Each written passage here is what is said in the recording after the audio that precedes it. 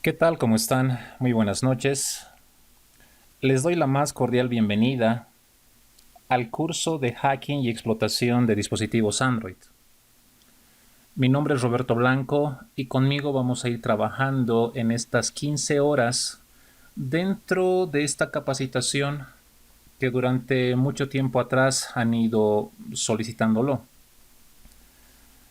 Básicamente en estas 15 horas vamos a ir desmenuzando de manera granular el tema tanto de explotación, el tema de hacking, como también el tema de seguridad en dispositivos que a la fecha, hasta el momento, son líder número uno en el mundo sobre sistemas operativos en dispositivos móviles. Entonces, nuevamente les doy la más cordial bienvenida y iniciemos esta sesión número uno.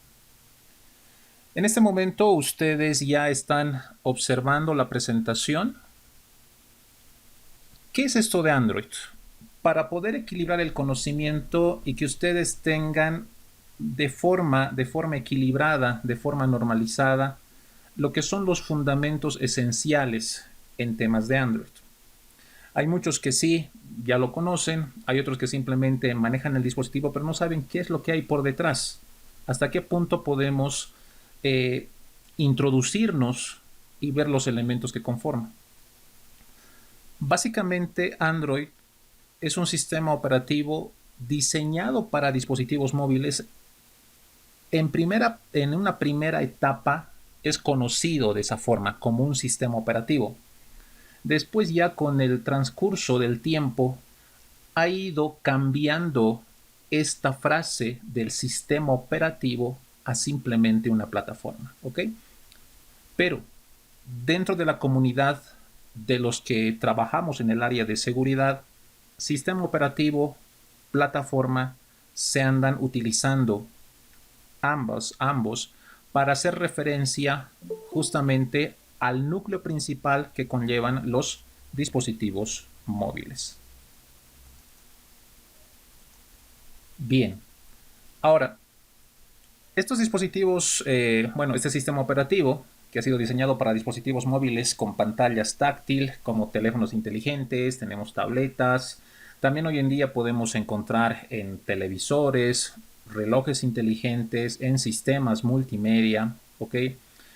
En algunos modelos de coches. Estos coches, más que todos los que están utilizando aprendizaje por refuerzo, o lo que se conoce como Reinforcement Learning. Hoy en día, modelos de coches autónomos, también para hacer verificación y aprendizaje por refuerzo del entorno, se utiliza bastante en este tipo de elementos o automóviles el sistema de Android. Un sistema operativo, una plataforma desarrollada por Google y basado en el kernel de Linux y otros softwares de código abierto. Ahora, el hecho de que esté basado en el núcleo principal de Linux, una distribución, uno de los sistemas operativos al momento más seguros a nivel mundial, no por nada a la fecha, todos los servidores principales en el mundo, servidores públicos que dan servicio de transferencia de tráfico, están utilizando justamente Linux, ¿no? Ahora, otra cosa sería hablar sobre el tema de distribuciones, ¿no? La distribución que está dominando actualmente a nivel de Linux es Debian. Entonces, el hecho de que este sistema operativo de Android esté basado en el kernel de Linux permite que el sistema sea seguro y estable hasta cierto punto, ¿está bien? Hasta cierto punto, porque de ahí también nace esta capacitación para que ustedes puedan entender de manera granular, a detalle, cuáles son esos elementos que hacen de que hasta cierto punto sean seguros los dispositivos con Android. ¿Ok?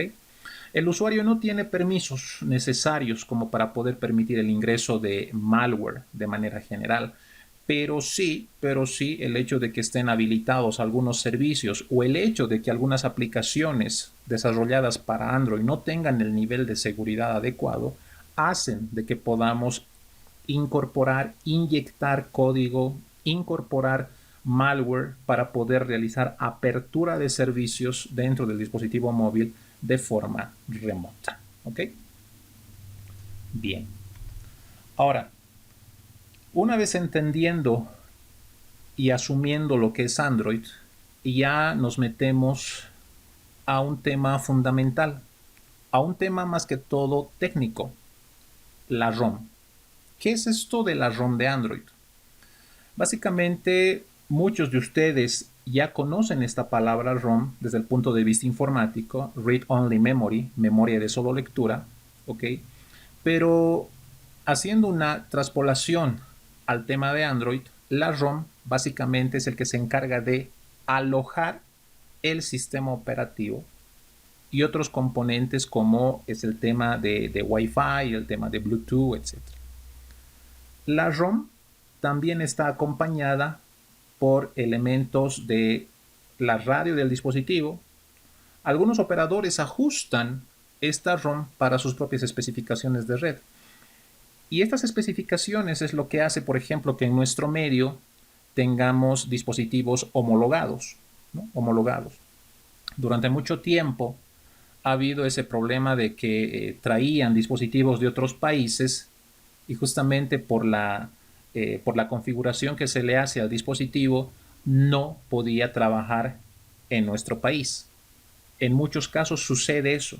Yo qué sé, traen dispositivos de los Estados Unidos que trabajan en otra frecuencia, con otras especificaciones, con otras configuraciones y no son aptos para nuestro medio, ¿no? Entonces, la configuración de la ROM es fundamental para poder trabajar en una determinada frecuencia para una determinada ubicación y localización.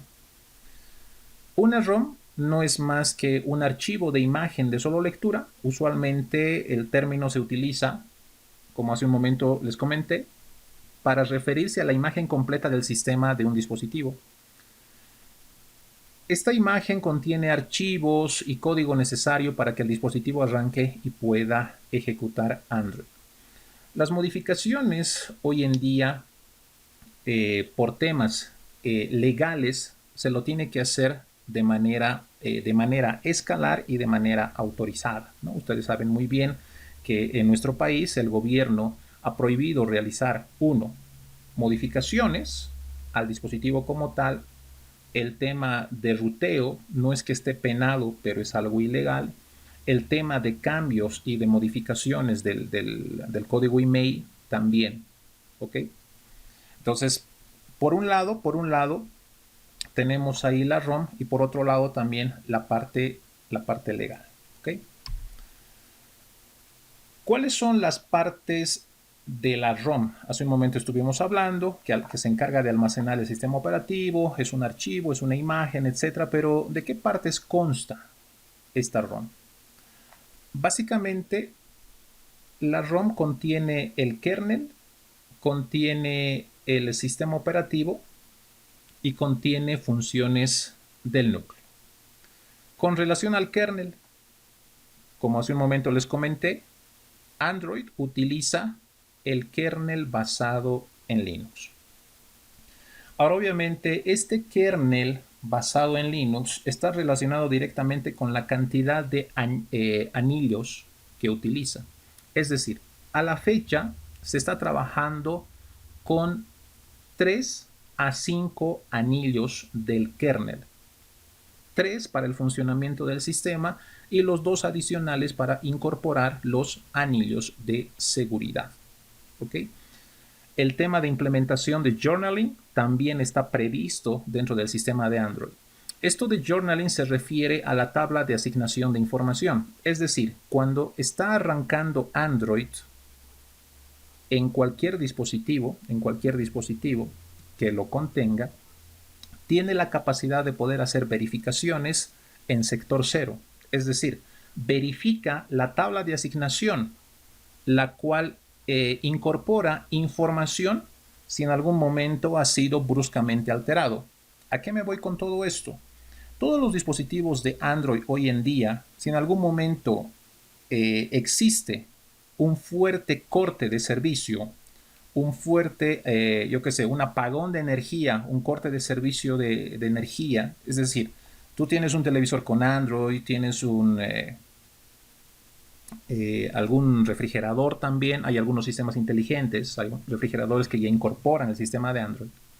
Entonces, si en algún momento hay un corte de servicio y tiene que reiniciar y arrancar el sistema, entonces lo que hace Android es la verificación de la tabla de journaling. Es decir, se posiciona en el sector 0, existe un JR, que es el journaling, una tabla de asignación, en la cual verifica cuáles han sido los procesos que estaban corriendo y ejecutándose antes de que el servicio caiga o el sistema se caiga, ¿no?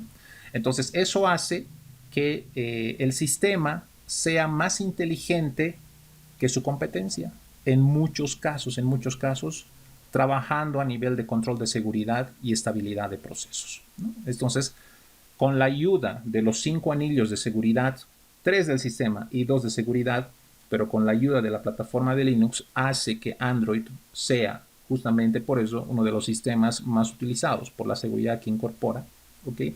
Pero siempre hay de por medio esos agujeros que los vamos a ir revisando en el transcurso de la capacitación. El sistema operativo, construido para ejecutarse en una máquina virtual de forma personalizada que utiliza Java. Básicamente esta máquina virtual se lo conoce como Dalvik, ¿está bien? Dalvik. A la fecha existe otro módulo, otro modo de trabajo de ejecución de virtualización personalizado que es a nivel de ART. A la fecha, pero este ART está basado en procesos de Dalvik, es decir, que ART de forma nativa tiene que seguir utilizando Dalvik. Al fin y al cabo, y en conclusión, Dalvik todavía sigue siendo la base fundamental del sistema operativo para la ejecución de procesos a través de máquinas virtuales, ¿no? O la máquina virtual como tal. Esta máquina virtual crea los archivos ejecutables necesarios para que Android los interprete y el usuario pueda trabajar con ellos. Funciones del núcleo. Las funciones del núcleo del sistema operativo son aquellas necesarias para que el dispositivo funcione, ¿ok? Estas funciones del núcleo básicamente están por encima del kernel como aplicaciones separadas. Dentro de un momento vamos a revisar justamente esto de la arquitectura, ¿ok? Y ahí les voy a explicar mejor cuáles son cada una de estas partes. Antes de revisar esto de la arquitectura, es fundamental que ustedes entiendan este término, AOSP. Es un término fundamental en su aprendizaje para que ustedes en algún momento, cuando estén realizando pen testing a dispositivos móviles, porque siempre suele pasar, ¿no? No toda la vida, cuando ustedes vayan a realizar trabajos de verificación de vulnerabilidades, vayan a realizar trabajos de testeo de penetraciones o pen testing como tal a diferentes instituciones, siempre hay de por medio dispositivos móviles, dispositivos que han sido atacados, entonces hay que analizar, hay que ver, ¿no? Incluso más adelante en esta misma capacitación vamos a ir realizando procesos de ingeniería reversa para poder obtener información. Vamos a irlo realizando más adelante, ¿ok?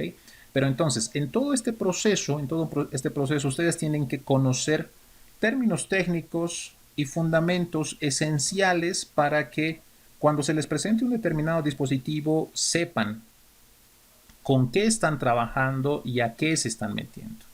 Hay un término interesante que es el AOSP, ¿está bien? El Android AOSP, o simplemente conocido como AOSP, responde a las siglas de Android Open Source Project. Lo podemos considerar de manera general como la base de plataforma móvil, ¿está bien? Se lo puede considerar como la base de esta plataforma móvil.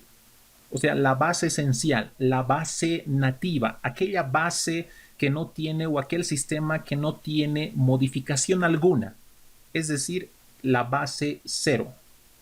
Tiene como principal característica, uno, que es abierta, por eso dice open source, de modo que no pertenece a una empresa en concreto. Es decir, que incluso ustedes ya a forma de investigación podrían crear su propio sistema de Android, su propio modelo, adicionarle ciertas características, etcétera, ¿no? Como lo que se puede hacer con cualquier distribución de Linux, ¿ok? Su propio nombre lo deja claro, ya que es el proyecto de código abierto para Android, a diferencia de los servicios posteriores que se añaden que son de Google. ¿Okay? Hay ocasiones en las que muchas instituciones, muchas empresas de telecomunicaciones realizan de manera personalizada o hacen verificaciones personalizadas y crean modelos propios de Android para sus dispositivos con elementos exactos, modificaciones exactas, configuraciones ya definidas, y después en algún momento ya se van adicionando elementos propios de Google para que estén dentro del repositorio general, ¿no? Entonces, simplemente entiendan eso como AOSP. Algo más acerca de AOSP, de este código abierto, es lo que podemos definir como el verdadero Android puro, es lo que le estaba comentando hace un momento. O sea, es el sistema nativo, el sistema sin ningún tipo de modificaciones, ¿no? No tiene ningún tipo de aditivo. Pese a que actualmente se usa este término para hablar de teléfonos que no tienen una capa de personalización del fabricante, que cuentan con una base elemental y después ya se van adicionando diferentes elementos propios de Google, ¿no? Entonces acá se los coloco. Hay una capa en la cual se tiene que hacer énfasis. Por ejemplo, es la capa HAL y el HIDL, que no son más que verificaciones y control de procesos, ¿está bien? Comunicación entre procesos, pero de manera binderizada. ¿Esto qué quiere decir? En el primer escalón o en el primer elemento tenemos ahí el kernel de Linux, ya les he comentado, está trabajando con 5 anillos, 3 a nivel del sistema, 2 a nivel de seguridad, anillos. Por encima del núcleo del kernel de Linux tenemos ahí la verificación de comunicación de procesos, conocido como IPC, o también comunicación binderizada a través de los diferentes procesos. Tenemos el nivel de ejecución de Android. Acá básicamente, junto con las librerías nativas o librerías en tipo RAW, acá es donde generalmente se andan localizando lo que es el manejo de Dalvik en primera instancia. Incluso si es que son dispositivos actuales, vamos a tener tecnología ART o tecnología ARP, pero siempre haciendo llamadas de procesamiento a nivel de Dalvik. Tenemos la plataforma de Android como tal, ya entrando a lo que es el usuario final, y el tema de las aplicaciones para verificaciones y control del propio usuario final. ¿Ok? Bien. Entonces acá les estoy mostrando ya la arquitectura de Android. Ahora, esta arquitectura, como lo están viendo ahí, tiene diferentes etapas, diferentes capas. ¿Ok? Ahora, estas capas tienen su razón de ser cada una de ellas. A ver, por ejemplo, comenzamos con el kernel. ¿Ok? Con el kernel. Ahora, básicamente dentro del kernel, ¿qué tenemos? Tenemos los diferentes drivers, y eso es lógico. Sobre esta capa van a estar almacenados cada uno de los manejadores del dispositivo en general. ¿Ok? El núcleo de Linux actúa como una capa de abstracción de cada uno de estos drivers entre el hardware del dispositivo y las aplicaciones que tiene instaladas, ¿no? Además, este sistema operativo depende de los servicios elementales de seguridad también, para que no exista ninguna intromisión y no exista ninguna inyección adicional. Y eso es algo fundamental. Hay ocasiones en las que se pueden realizar ataques a nivel de implementación de drivers. Ha habido un par de ocasiones en las que al realizar actualizaciones del dispositivo, que en algún momento a veces hay celulares que nos van pidiendo actualizaciones por uno y por otro lado, pero siempre hay que tener el cuidado correspondiente y la configuración necesaria para poder hacer la verificación de esos procesos. Ha habido ocasiones en las que te pueden inyectar malwares dentro de drivers para hacer modificaciones al núcleo. ¿Está bien? Si bien es cierto que esta es la capa base, es la capa 0, y acá es donde se implementa un nivel de seguridad alto, pero si en algún momento se hacen modificaciones a nivel de bit S, y eso ya hablando desde el punto de vista del kernel de Linux, hay ciertos procesos en los que se pueden hacer modificaciones de tipo setuid y getuid. Entonces, estos drivers aprovechan esas modificaciones para tener por un determinado lapso de tiempo el acceso como root a todo el sistema, ¿no? Y entonces con eso hay que tener bastante cuidado. Eso desde el punto de vista de la seguridad en el dispositivo, pero basado en el kernel de Linux, ¿no? Posteriormente, estamos viendo acá el Android Runtime, las librerías núcleo, y acá, como les decía, es donde radica lo que es la máquina virtual de Dalvik, ¿no? El sistema operativo de manera general incluye un conjunto de bibliotecas que proporcionan la mayor parte de las funcionalidades disponibles en elementos base del lenguaje de programación, ¿no? La mayoría de estas librerías, las librerías core o las librerías principales, es claro entender que están basados en Java, ¿está bien? Java. Cada aplicación obviamente ya va a ir corriendo dentro del DVM o lo que es la máquina virtual de Dalvik, ¿no? A partir de esto, de la ejecución de esto, ya se puede empezar a realizar control y verificación con ART si estamos hablando de dispositivos de última generación. Es decir, si vemos por ahí no sé, se me ocurre, un Samsung Galaxy S8, S9, S10, ahora estamos con el S20, etcétera. Dispositivos de última generación donde trabajan con tecnología ART, ¿no?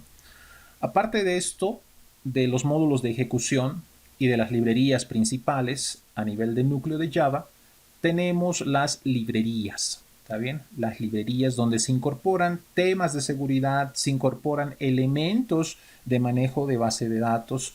Estas librerías, que en algún caso también lo van a encontrar como simplemente bibliotecas, ¿ok? Estas librerías o la biblioteca como tal está basado en archivos en C en su mayoría son archivos programados en C, hay algunos que están programados en C++ también, que son utilizadas por varios elementos y componentes del sistema en general. Estas características básicamente van a colaborar y coadyuvar justamente a la ejecución de los elementos del DVM, es decir, de la máquina virtual de Dalvik. En resumen, en esta capa, en esta segunda capa, el proceso de comunicación entre las librerías y el Android Runtime es constante, es constante. Hay una verificación y un motor de ejecución justamente para hacer un control adecuado y la ejecución adecuada tanto del núcleo de ejecución como de las librerías de Android. ¿Ok? Encima de esta capa tenemos acá la plataforma de aplicaciones, o también lo van a conocer o lo van a encontrar como el marco de trabajo de las aplicaciones. ¿Ok? Ahora, acá es donde ya podemos tener una administración y un control de actividad, administración de paquetes, podemos tener el tema de control de recursos, administración de la localización, podemos trabajar con el tema de proveedores. Más adelante vamos a hacer algunos ejemplos para ver cuáles son esos proveedores, dónde los podemos encontrar y qué es lo que podemos hacer con providers, ¿no? Obviamente desde el punto de vista de hacking, seguridad y explotación. Finalmente tenemos ya la capa superior, la capa de aplicaciones. ¿Ok? Acá es donde ya podemos trabajar de manera normal desde el punto de vista del usuario final. A eso me voy con el manejo normal. ¿Ok? Tema de correo electrónico, trabajar con las funciones básicas del dispositivo, enviar mensajes de texto, realizar llamadas, control de contactos, navegación, etcétera, ¿no? El tema de calendario, verificación de mapas, etcétera, ¿no? Obviamente, aplicaciones desarrolladas en su mayoría en Java. ¿Ok? Bien. Entendiendo todo esto, ya les muestro acá cuáles son las herramientas que vamos a ir utilizando durante la capacitación. Hasta el momento he querido simplemente homogeneizar, parametrizar, normalizar el conocimiento de cada uno de ustedes para que entiendan cómo más o menos trabaja Android, de qué partes consta, porque después ya en los laboratorios vamos a ir profundizando todo eso. Pero ahora, acerca de las herramientas, ¿qué es lo que vamos a utilizar? Todo va a estar trabajado a nivel de virtualización, ¿está bien? Todo. Ahora, les recomiendo que trabajen con VirtualBox. ¿Por qué? Justamente por la construcción de la arquitectura que vamos a realizar. Vamos a trabajar con una máquina virtual de Kali Linux, justamente para poder realizar los ataques, realizar la ingeniería reversa, etc. Pues vamos a trabajar con Kali Linux. En este caso vamos a utilizar la última versión que está disponible en el mercado, que es Kali Linux 2020.3. Esta es la última que ha salido, ¿ok? Donde ya tiene modificaciones a nivel de ZSH, incluso la shell ya cambió. Se han adicionado nuevas actualizaciones para lo que es manejo de, simplemente para que estén al tanto, para lo que es el manejo de Windows, el tema de interfaces y demás. Además de todo esto, vamos a trabajar con Genymotion, ¿está bien? Genymotion. Y como lo tienen ahí en la presentación, Genymotion es uno de los emuladores más rápidos y eficientes que hay para Android. Ahora, podrían trabajar también con los emuladores que vienen en Android Studio.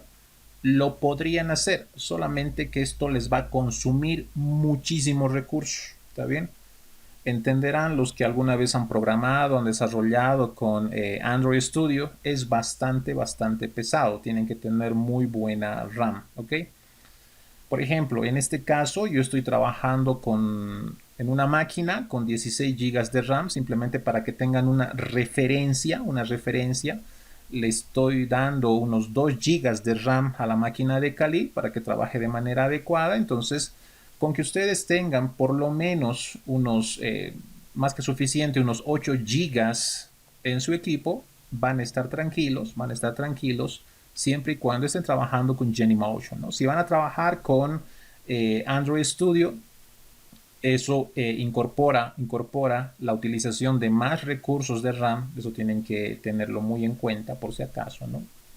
Ahora, esto de Kali Linux, de Genymotion, ya viene preconfigurado lo que es la utilización de VirtualBox por si acaso, ¿está bien? Por si acaso, eso tienen que tomarlo muy en cuenta. Entonces, a ver, vamos a hacer lo siguiente. Vámonos directamente a lo que es la parte de laboratorio para que les pueda explicar mejor. Bien, entonces, a ver, punto número 1. Esta es la página de Genymotion, ¿está bien? La página de Genymotion. Primero, lo que ustedes tienen que hacer es registrarse. Se tienen que crear una cuenta, ¿ok? Se tienen que crear una cuenta en Genymotion para que puedan después autenticarse y realizar la descarga de las imágenes de los dispositivos que ustedes necesiten analizar. Eso es algo fundamental. Es bastante ligero, no les va a consumir muchísimos recursos como lo haría Android Studio, pero vuelvo y repito, depende de ustedes si quieren también trabajar con el emulador de Android Studio. ¿Listo? Entonces, ingresamos acá a la página www.genymotion.com, se registran, realizan la activación de su cuenta y posteriormente ya pueden realizar la descarga. A ver, me voy a ir acá a la pestaña Download y fíjense, actualmente se está trabajando con la versión 3.11 de Genymotion. Acá les está dando los requerimientos del sistema, ¿no? Tranquilamente corre en un 881, Windows 10, ya sea a nivel de 32 o 64, etc. Tienen que tener activado, obviamente, la tecnología de virtualización en su placa base, en su tarjeta madre. Ahora, algo fundamental. Acá al lado izquierdo les da dos opciones de descarga de Genymotion. Dos opciones. ¿Quieren descargar Genymotion con VirtualBox o solamente quieren descargar Genymotion? Es decir, sin VirtualBox, ¿no? Ahora, el hecho de que les diga sin VirtualBox, los de Genymotion están suponiendo de que ustedes ya tienen VirtualBox instalado en su máquina. Por eso les dice sin VirtualBox y solamente van a descargar el instalador de Genymotion. Pero si ustedes no tienen VirtualBox en su máquina, no tienen VirtualBox en casa, entonces sería mejor que descarguen la primera opción. Va a descargar Genymotion y va a descargar VirtualBox, ¿ok? Entonces, cuando ustedes instalen, porque la instalación es una instalación típica, no hay por dónde perderse en el tema de la instalación por si acaso, ¿ok? Por si acaso, no hay dónde perderse, siguiente, como cualquier instalación en Windows. Termina de instalarse Genymotion e inmediatamente va a empezar a instalar VirtualBox, ¿está bien? Entonces automáticamente ya lo hace de esa forma. Está trabajando con la versión 6, que es la última, la versión 6 de VirtualBox. Obviamente ha salido una actualización reciente que es la 6.1, ¿no? La 6, pero sigue siendo la 6 al fin y al cabo. ¿Listo? Bien. Entonces lo primero que tienen que hacer es eso, por favor. Crearse una cuenta en Genymotion y descargar Genymotion. Ahora depende de ustedes. Si ya tienen VirtualBox, entonces solo Genymotion. Si no tienen VirtualBox, el primero. Genymotion más VirtualBox. Perfecto. Y la cuenta que ustedes se creen, repito, les va a servir para que ustedes puedan ingresar a Genymotion y puedan empezar a descargar las imágenes de los celulares. Para eso les va a servir. Punto número 1. Punto número 2. Por si acaso, si lo quieren hacer muy aparte, esta es la página de VirtualBox, virtualbox.org. Y como les decía, acá está, la última es la 6.1. Si van a descargarse esta que viene con Genymotion, es la 6.0, por si acaso, la 6.0. Pero ya ha salido actualmente la 6.1. Entonces depende de ustedes cómo quieren armarlo. Ustedes ya deciden cómo realizar la descarga, ¿no? O con qué combinación. Y finalmente, Kali.org es la página de donde tienen que realizar la descarga de Kali. Simplemente se van acá a la opción de Downloads, descargar Kali Linux, ¿ok? Descargar Kali Linux. Ahora, la última es la 2020.3, como les estoy mostrando acá. Y lo pueden descargar directamente el instalador, lo pueden descargar el archivo torrent, si es que tienen, yo que sé, uTorrent por ejemplo, pueden descargarlo desde ahí. Ahora, lo que sí les aconsejo es que descarguen el instalador y lo instalen Kali Linux de manera persistente y permanente en el disco físico de su máquina para tenerlo ahí, ya no de tipo live, ¿por qué? Porque se necesitan realizar actualizaciones de todo el sistema, hay que realizar descargas y hay ocasiones que el modo live solamente te da cierta cantidad de almacenamiento. Por el mismo hecho que es live, no vas a poder realizar o no van a poder realizar actualizaciones ni de paquetes, menos de firmas, que es mucho más todavía. ¿Okay? Entonces es mucho mejor que descarguen el instalador, instalen como cualquier distribución de Linux. Y cuando les digo como cualquier distribución de Linux, me refiero a que es necesario solamente que cuenten con dos particiones. La partición raíz y la partición del área de intercambio, conocida como la partición swap o memoria de intercambio. Solo necesitan las dos particiones y pare de contar. ¿Está bien? Pare de contar. Después ya es decisión de cada uno de ustedes si necesitan tener más particiones, pero con esas dos es más que suficiente. Partición raíz y la partición swap. Hay otros que ya crean la partición home para sus usuarios, la partición etc para las configuraciones de los servicios, la partición var para lo que es configuración variable o archivos variables que crecen y decrecen en el tiempo. Pero con solamente dos, que es la raíz y el swap, es más que suficiente. Pero la recomendación más grande es que ustedes descarguen y lo instalen. Ya no modo live, ya no modo live.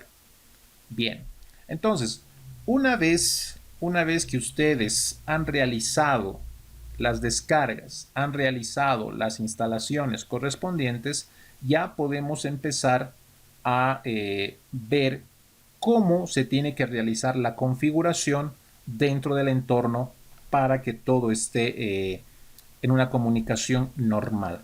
Entonces, ¿cómo lo hacemos esto? De la siguiente forma, permítanme, les comparto. Entonces, acá tenemos VirtualBox. ¿Está bien? Tenemos VirtualBox. Fíjense que acá he creado la máquina virtual de Kali Linux 2020.3. ¿Ok? 2020.3. ¿Qué cuidados tienen que tener acá si nunca han realizado una implementación de Kali Linux dentro de VirtualBox? Simplemente como recomendación, ¿está bien? Como recomendación. Tengan en cuenta que a la hora de crear la máquina virtual, tiene que estar acá en la placa madre, en el apartado de sistema, acá en el apartado de sistema, en la primera pestaña Motherboard o tarjeta madre. Fíjense siempre que esté tiqueada la primera opción de características extendidas, que dice la habilitación de entrada y salida de APIC. ¿Está bien? Tiene que estar tiqueado. 1, 2. Si nos vamos a la segunda pestaña, que es la pestaña del procesador, también tiene que estar tiqueado la habilitación de NECX y PIE. Generalmente esto no viene tiqueado, lo tienen que tiquear, lo tienen que habilitar necesariamente. ¿Está bien? Extensión de dirección física está para eso. Si no lo habilitan esto, generalmente no arranca la distribución. Tienen que tener ese cuidado. Esto por un lado. Por otro lado, fíjense acá, estoy en la parte de red, acá en Network. Voy a hacer clic en Network. Y fíjense que esta máquina de Kali tiene un solo adaptador de red, una sola tarjeta de red. ¿Está bien? Y fíjense que lo tengo configurado en NAT Network. Si lo abro, tenemos todas esas opciones. ¿Está bien? Todas esas opciones tenemos. Entonces yo estoy seleccionando NAT Network. Y dentro de NAT Network ya tengo configurado lo que es un archivo nateado con ese nombre de hacking. Ya lo tengo. ¿Está bien? Ahora, ¿dónde tienen que crear este archivo o esta configuración de hacking? ¿Dónde lo tienen que hacer? Entonces se los muestro, por favor. Simplemente es cuestión de seleccionar Tools aquí arriba. Seleccionamos Tools. ¿Ok? Seleccionamos Tools. Nos vamos a ir acá a la parte de Preferencias. ¿Ok? Aquí a la primera opción de Preferencias. Al hacer clic en Preferencias se nos habilita esta ventana que ustedes están visualizando. Y nos vamos a ir a la parte de Red Network. ¿Ok? Network. Y fíjense que ahí ya lo tengo hacking. Es simplemente agregar, ¿no? Acá tenemos 3 tarjetas de red. Una es para adicionar, otra es para eliminar y la tercera es para editar. ¿Está bien? Editar lo que ya está creado, obviamente, ¿no? Entonces, en este caso, al adicionar se va a adicionar básicamente esto. Se adiciona esto al adicionar, ¿no? Al agregar se adiciona esto. Entonces, ahí ustedes le dan un nombre y le dan una dirección de red padre. Ojo, tiene que ser una dirección de red padre, incluido el CIDR. En este caso le estoy dando 192.168.10.0 como dirección padre, slash o quebrado 24, que es el CIDR, ¿no? Es la cantidad de bits de la máscara, pero técnicamente hablando es el CIDR. Y está seleccionado la opción de soporte por DHCP, es decir, que se va a encargar de distribuir direcciones IPs a quienes tengan configurado en su tarjeta este dispositivo o esta red, ¿no? Esta red. Nada más, eso es lo único que tienen que hacer. ¿Listo? Entonces, crearse una nueva red, darle un nombre, darle una dirección de red, etc. Una vez que lo tengan listo, entonces simplemente acá en Network van seleccionando red a nivel nateo y seleccionan la red que ustedes han creado. Nada más.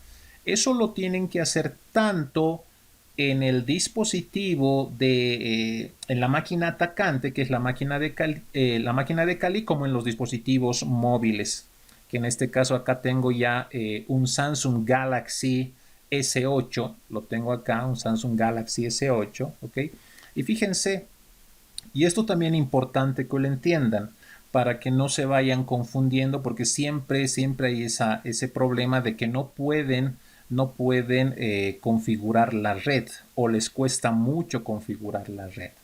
A ver, nuevamente, la máquina de Kali solo tiene una tarjeta de red, nada más. En cambio, los dispositivos móviles, en este caso, los celulares para Android, en lo que corresponde a Genymotion, llevan dos tarjetas de red. Dos. ¿Ok? Dos. La primera tarjeta de red, y vamos a entrar acá a la parte de redes, la primera tarjeta de red o el adaptador 1 lo tienen que dejar tal cual está. No tienen que tocar nada acá. Y siempre lo pone como host only adapter, adaptador único. ¿Está bien? Adaptador único lo pone acá y la configuración propia de VirtualBox. Así trabaja Genymotion. Es por eso que está fusionado y casado con VirtualBox. ¿Listo?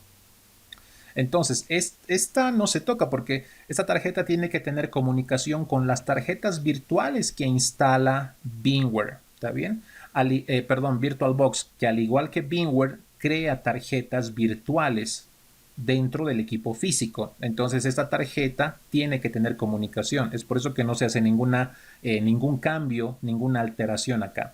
Donde sí tienen que hacer cambios y modificaciones es en el adaptador número 2. En el adaptador número 2 acá es donde ustedes ya lo configuran a su gusto. Y como verán, igual estoy seleccionando acá NAT Network, ¿está bien? NAT Network. Y estoy seleccionando Hacking, que es la red que he creado. Y lo estoy creando de esa forma justamente para tener un mayor control sobre la comunicación entre la máquina atacante y la comunicación entre el dispositivo móvil para realizar las diferentes tareas en temas de ataque, temas de análisis, ingeniería reversa, verificación de paquetes, etc. Para todo lo que ustedes necesiten hacerlo de forma remota, con conexión al dispositivo, lo tendrían que hacer de esta forma. Porque si no, si quisiéramos hablar y trabajar con dispositivos reales, obviamente para hacer todos los laboratorios tendrían que agarrar el dispositivo, el celular real, tendrían que conectarlo al puerto USB de su máquina y hacer la comunicación, la verificación, crear la red, etc. ¿no? Tendrían que realizar toda esa tarea. ¿no? Entonces, para no tener mucho inconveniente con eso, entonces es preferible trabajar con emuladores de este tipo que tiene exactamente lo mismo, ¿no? Entonces, en ese sentido, esa es la forma en la que tienen que realizar la configuración por si acaso, ¿está bien? Esa es la forma en la que lo tienen que hacer. Bien. Eso por un lado. Ok, bien. Hasta acá, ¿alguien tiene alguna pregunta, alguna duda? ¿Algo no está claro? Tienen ahí la opción del chat, o si quieren pueden habilitar su micrófono por un momento para realizar la pregunta. ¿Todo está claro hasta acá o alguien tiene alguna duda?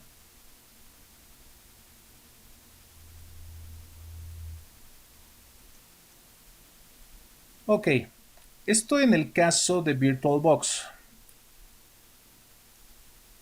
Bien, a ver, vamos a hacer lo siguiente. Voy a tratar de compartirles lo que es el Genymotion para que lo puedan ver.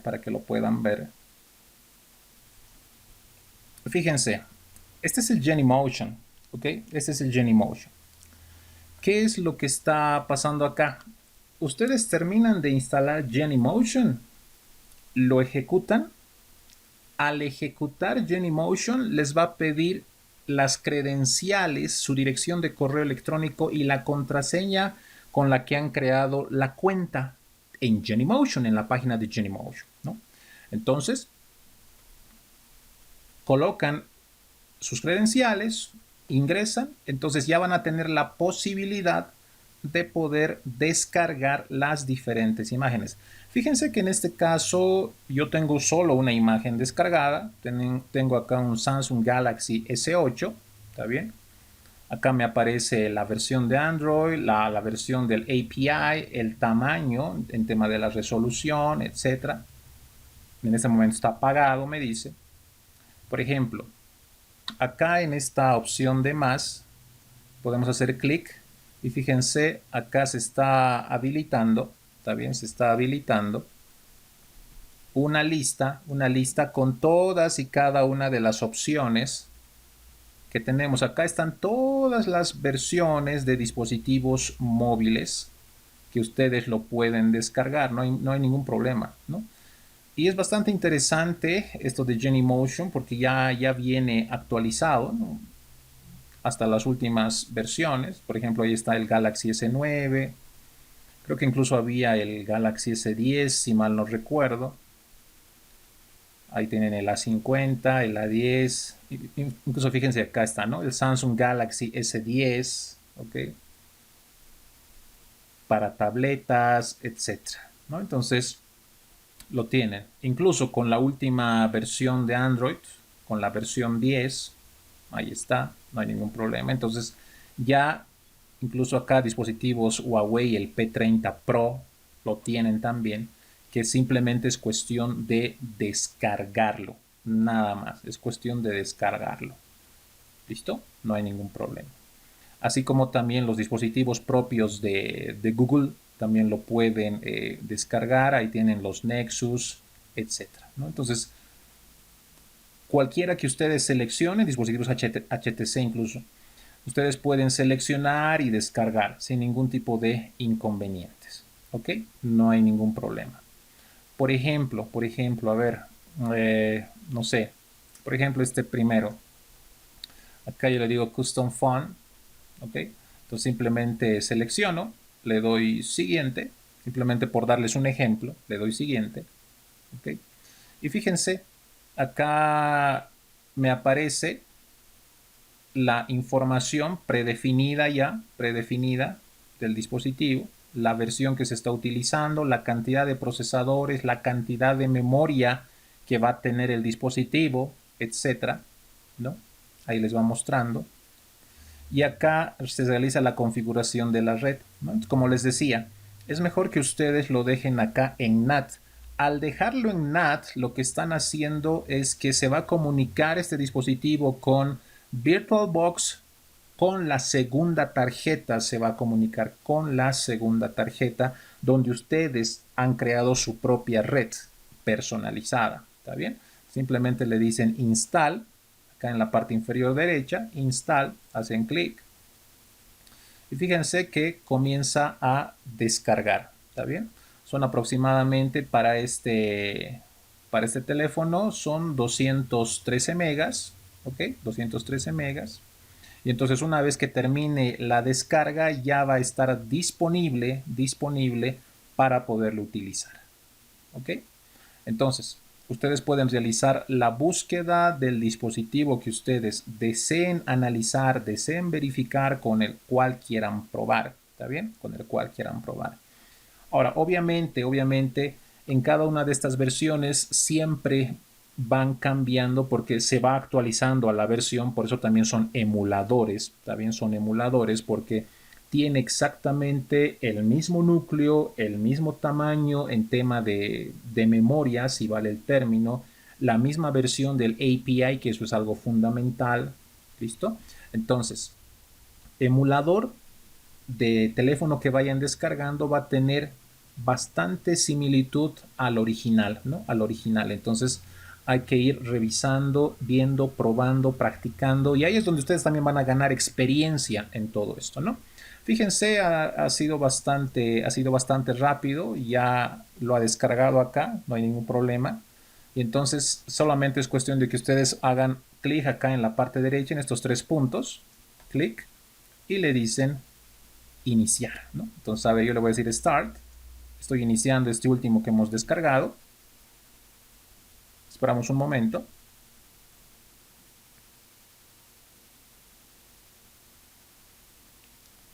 Y listo, ¿no? Fíjense, ahí está iniciando el dispositivo.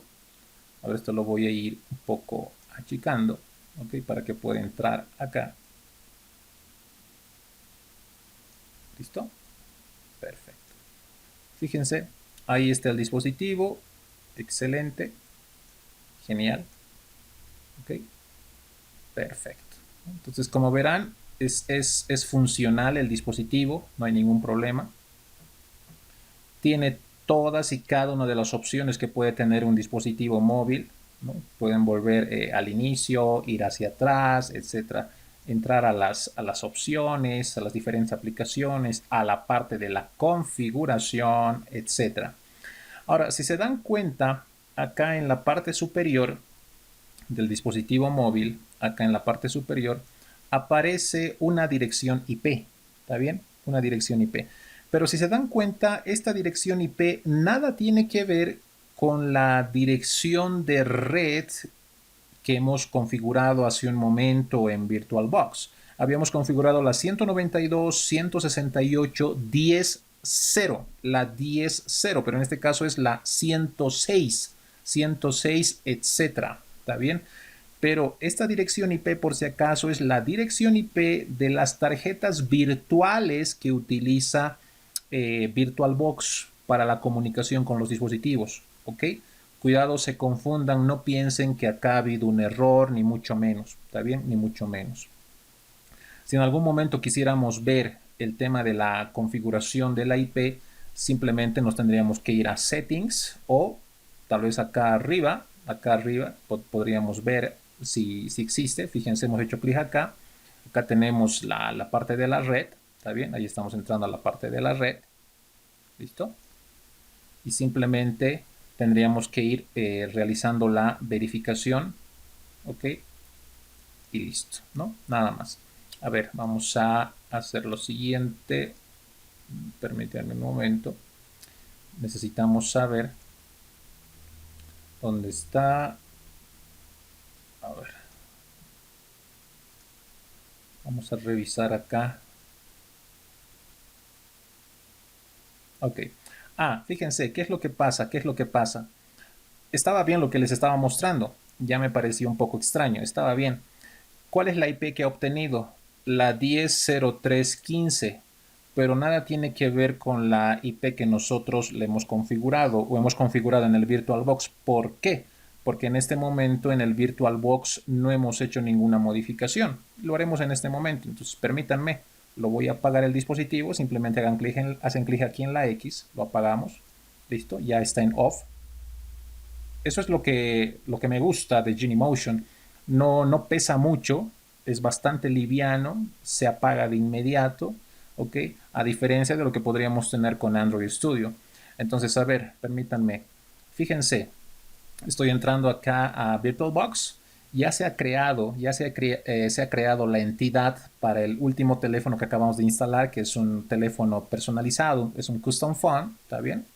Hemos entrado acá. ¿Y por qué no nos está dando una IP de la red? Porque no lo hemos configurado. Entonces nos vamos acá a redes o a network. En el segundo adaptador no se olviden porque el primero no lo tienen que tocar. En el segundo adaptador solamente está en NAT. Por eso les está dando o nos está dando una IP de la 10.0, etcétera, etcétera. Entonces acá lo configuramos NAT Network y ya recién sale lo de hacking. Está bien, recién sale lo de hacking. ¿Listo? Entonces eso nos faltó configurar, por eso nos estaba dando otra IP. ¿Ok? Entonces le damos OK. Ahora sí, acá abajo, fíjense, aparece ya hacking. Hacking. Excelente. Y recién ahora podemos ir a Genymotion y en Genymotion levantar el teléfono. Iniciarlo. Lo iniciamos. Esperamos un momento.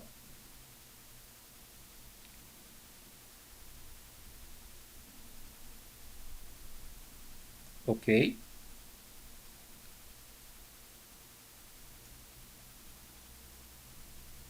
Excelente. Listo, y entonces ahí ya lo vamos Lo vamos verificando. A ver, nuevamente verificamos. Nos vamos acá a la red. Nos dice que está conectado. Ingresamos. Y fíjense, ahora sí, ¿no? Ahora sí. Ya está en ese rango que habíamos configurado. No se olviden, lo hemos configurado en la 192.168.10.0. Entonces, a este celular le está dando la 10.6. Le está dando la 10.6. ¿Listo? La 10.6.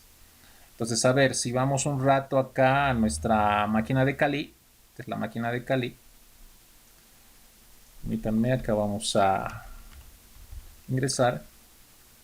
Simplemente para los que recién están viendo el tema de Kali o están conociendo la última versión de Kali, por si acaso, acá ya no te deja entrar con root. ¿Está bien? Ya no permite el inicio de sesión con root como lo permitía en las versiones 2019. En las versiones 2020 ya no. Sí o sí tienen que tener un usuario y después ya dentro pueden crear, pueden ingresar con el root sin problema. Ok, bien.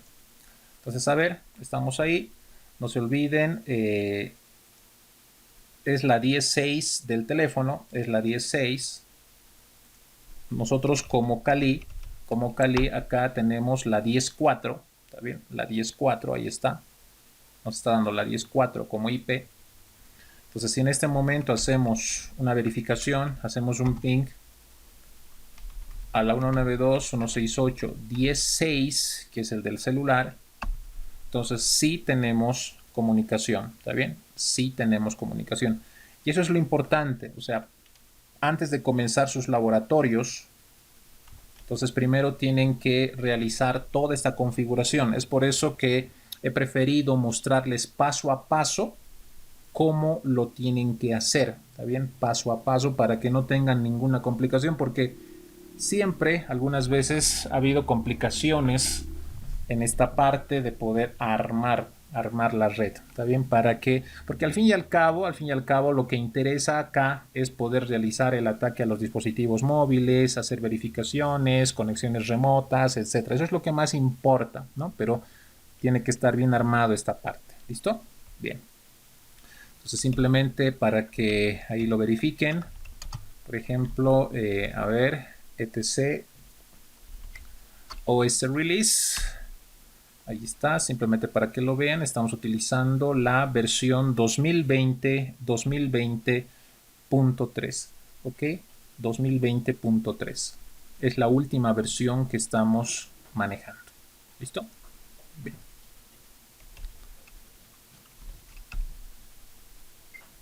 Ok, entonces hasta acá creo que está bastante claro. ¿O alguien tiene alguna consulta, alguna duda sobre alguno de los puntos antes de comenzar nuestro primer laboratorio? ¿Alguien tiene alguna duda hasta acá?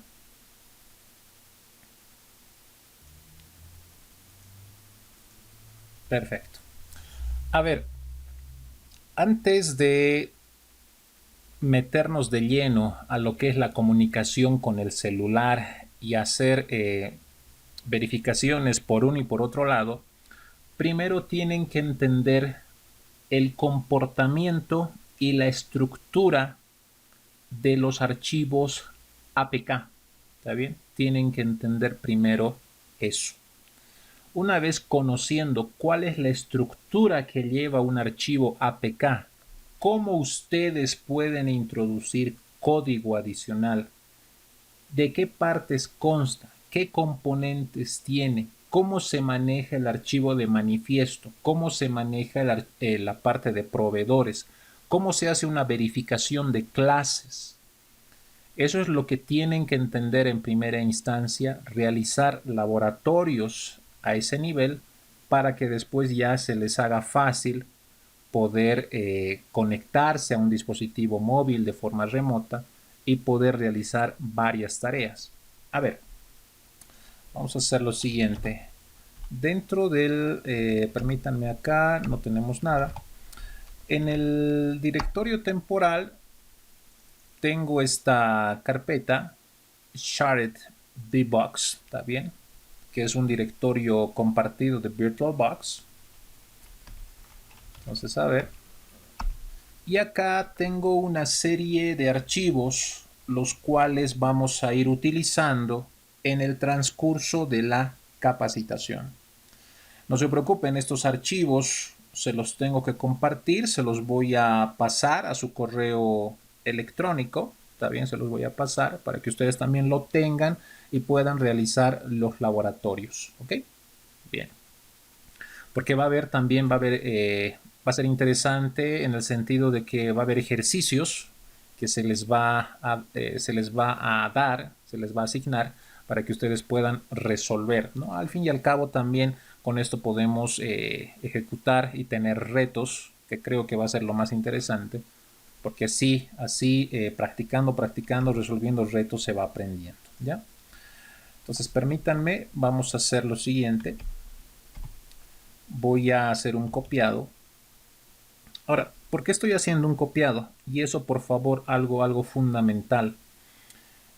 Los archivos APK son un poco especiales en el sentido de que no se manipulan correctamente cuando están metidos en varios directorios. Imagínense, en este caso lo tengo en el directorio TMP y dentro del directorio SharedBox ahí están recién los archivos. ¿Está bien? Entonces lo vamos a tener de manera suelta y lo vamos a sacar hasta la raíz de Kali. ¿Ok? Esto, repito, generalmente esto sucede cuando están archivos metidos en varios directorios, archivos ejecutables, ojo, archivos ejecutables o que tienen contenido ejecutable, tienen comportamiento, no lo digamos erróneo, pero no tienen un comportamiento al 100%.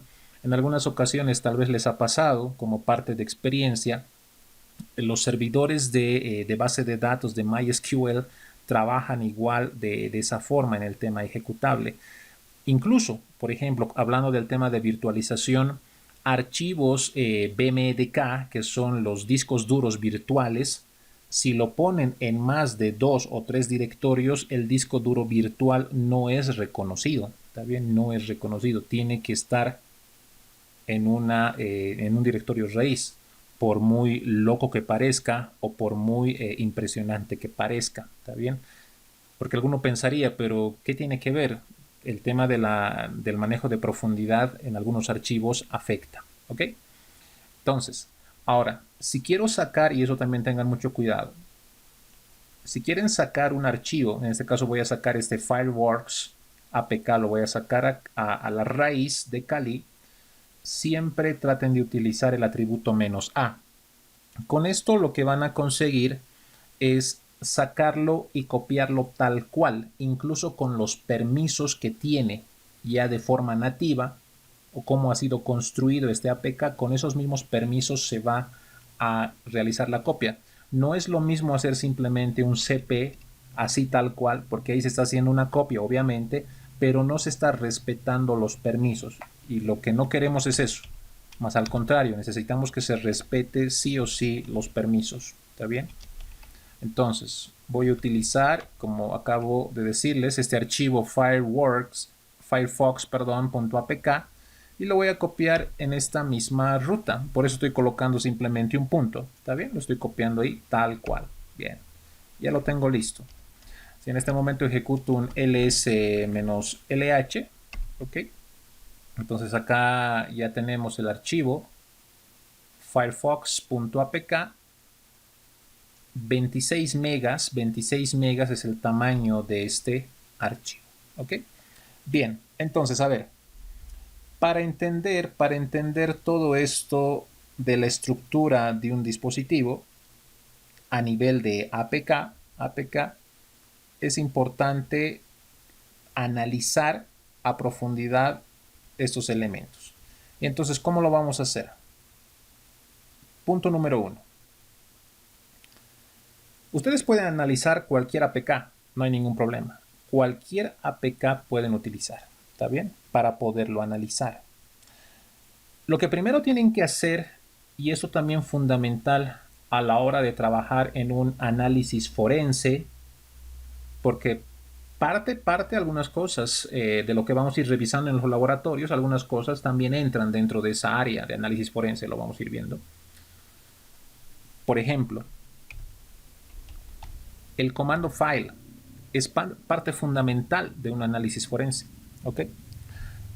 Acá le digo firefox.apk y con eso lo que queremos ver es el formato y el tipo de archivo. ¿Está bien? Si le doy enter, fíjense, me dice que es un archivo de datos zipeado, es decir, comprimido. ¿Está bien? Comprimido. Al menos con 2.0 en tema de versión. ¿Ok? Entonces, con esto, ¿qué necesito que entiendan? Que los archivos APK, que lo que instalan en sus dispositivos móviles, no son más que archivos comprimidos, solo archivos comprimidos. ¿Ok? Esto por un lado. Por otro lado, el comando file les va a ayudar a poder darles luz a la hora de saber el tipo de un archivo y el formato que tiene un archivo. ¿Está bien? Y siempre que ustedes tengan archivos de dudosa procedencia, acostúmbrense a utilizar el comando file. ¿Qué tal si yo les entrego en este momento un archivo JPG? Al abrir el JPG, al abrir, no es más que una imagen, pero por detrás, ¿qué tal si les estoy pasando un exe? Entonces, siempre tienen que analizar, verificar antes de ejecutar. ¿Está bien? Hay veces pasa eso. Les puedo dar un JPG, pero ¿qué tal si por detrás es un .exe y les puedo infectar o se pueden infectar? ¿Está bien? Entonces, el comando file les ayuda mucho. Es por eso que en el tema de análisis forense se utiliza bastante. Ok. Entonces, ¿qué podemos hacer? Simplemente descomprimirlo. Nada más, descomprimirlo. Para descomprimir, puedo utilizar el comando unzip. Le doy el nombre del archivo que necesito descomprimir, que en este caso es firefox.apk, espacio, -d, que es la opción o el parámetro para descomprimir, y le podemos dar un directorio cualquiera para descomprimir. Por ejemplo, yo le voy a dar así, Firefox. ¿Está bien? Le voy a dar así. Le doy Enter y listo. Fíjense que al darle Enter, ahí nos está mostrando el típico mensaje de inflattening, que es la descompresión y la extracción que se está realizando. ¿Está bien?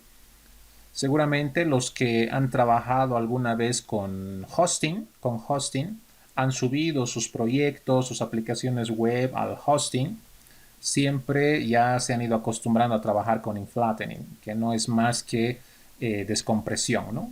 Hoy en día la mayoría trabaja de esa forma. Entonces fíjense, acá está, se ha ido descomprimiendo, extrayendo toda la información. Ahí está toda la información de esos 26 megas del archivo APK. ¿Está bien? Entonces, en este sentido, si hacemos un ls-lh, entonces acá nos está mostrando, también nos está mostrando el APK, los 26 megas, y el tamaño típico que te muestra un Linux en tema de carpetas, ¿no? 4, como si fuera simplemente 4K. ¿Ok?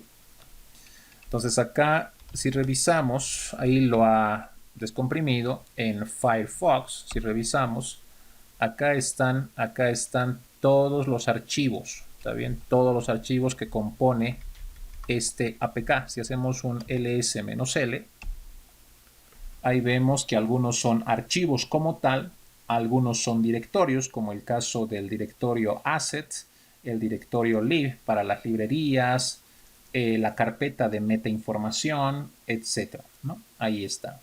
¿Listo?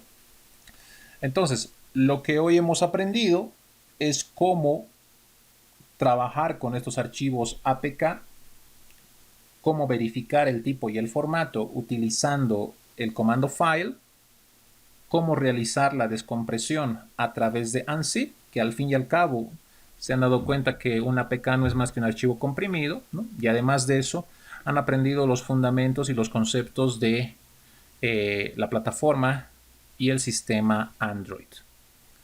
Ya para la siguiente clase, en la sesión del día de mañana, vamos a ir trabajando con el archivo de manifiesto. Es fundamental que ustedes conozcan su contenido, conozcan la estructura, cómo está compuesto un archivo de manifiesto y por qué es tan importante a la hora de realizar un análisis en los dispositivos, obviamente en los dispositivos Android, y qué podríamos hacer o hasta qué punto podríamos llegar en temas de infecciones, modificaciones, generación de ataques dentro de estos archivos. ¿Okay? Este archivo es fundamental, el archivo de manifiesto. Eso lo vamos a realizar el día de mañana. Vamos a ir viendo algunas otras alternativas. Lo importante de esta sesión ha sido que ustedes entiendan y comprendan cómo armar también el laboratorio. Espero en la medida de sus posibilidades, por favor, ojalá que lo puedan tener lo más antes posible ya armado, porque lo que va a ser interesante es que vayamos trabajando de manera dinámica en el sentido de proporcionarles también ejercicios para que ustedes puedan practicar, ¿está bien? La clave del éxito en esta parte de hacking, en la parte de seguridad, es la práctica, práctica y práctica, ¿está bien? Y eso les va a ayudar mucho a crecer profesionalmente. ¿Listo? Entonces eso va a ser lo importante. Ojalá que en el transcurso de estos días ustedes puedan ya armar este laboratorio, puedan descargar Kali, puedan descargar Genymotion, realizar la instalación, etcétera. ¿Está bien? Y ya se los voy a ir pasando poco a poco estos archivos APK para que ustedes también lo tengan. Conforme vayamos utilizando, se los voy a ir pasando estos archivos, ¿no? Entonces, en primera instancia, dentro de un momento más, voy a subirlo, este archivo Firefox APK, lo voy a subir y se los voy a ir pasando, ¿no? O al fin y al cabo, si no, lo que voy a hacer es comprimir, si no, se los voy a pasar todo de golpe, ¿ok? Ya voy a ver. Entonces, la idea es que ustedes lo tengan y también vayan realizando la práctica correspondiente para que después puedan también realizar los ejercicios que corresponden, ¿ok? Entonces, en primera instancia, tienen que aprender a desmenuzar, a conocer las profundidades de los archivos APK. Y posterior a eso ya les va a ser más fácil trabajar con temas de reingeniería, con temas de infecciones y obviamente la resolución de los retos CTF para Android. ¿Ok? Perfecto. Ok, muchachos. Hasta acá, ¿alguna duda, alguna consulta que tengan? Me queda un par de minutos. No se olviden que pasamos de 9 a 10:30. Ya es 10:27. ¿Alguien tiene alguna consulta, alguna duda hasta acá? ¿O todo está claro?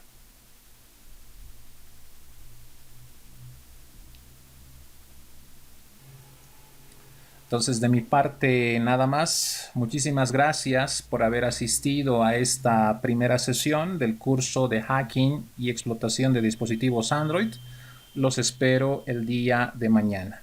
Que tengan un buen resto de jornada. Muy buenas noches y hasta mañana.